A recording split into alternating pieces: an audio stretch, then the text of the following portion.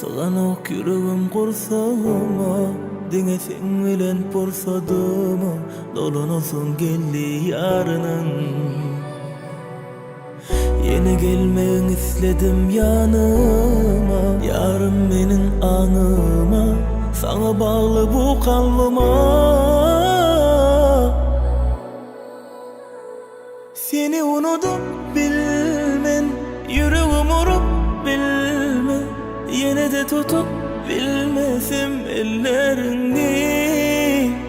Seni unutup bilmen, yüreğim urup bilme, yine de tutup bilmesim ellerini.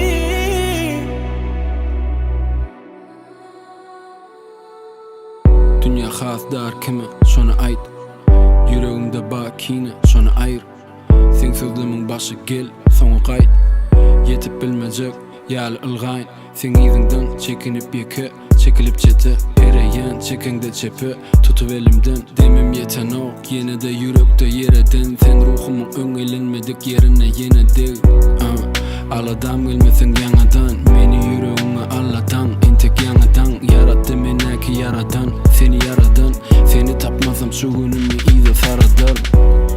Azalyan gününden barlığını tereden sudet innem. Ya yok mu sen, yadında yok mu men özüme unutup bilirim yönü.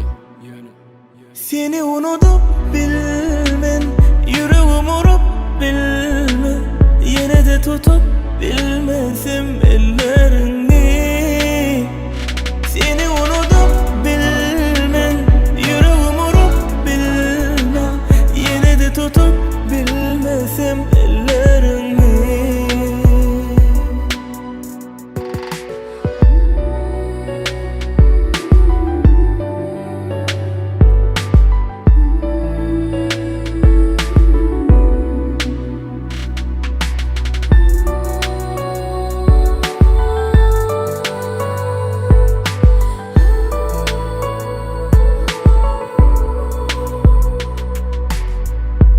Hevesim yok sensiz hiç zaten, söyönüm ben bu dünyada.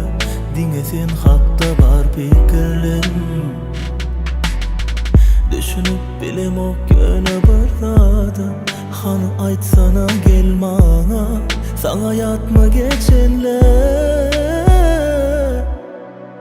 Seni unutup bilmen, yüreğim urup bilme, yine de tutup bilmesim ellerini.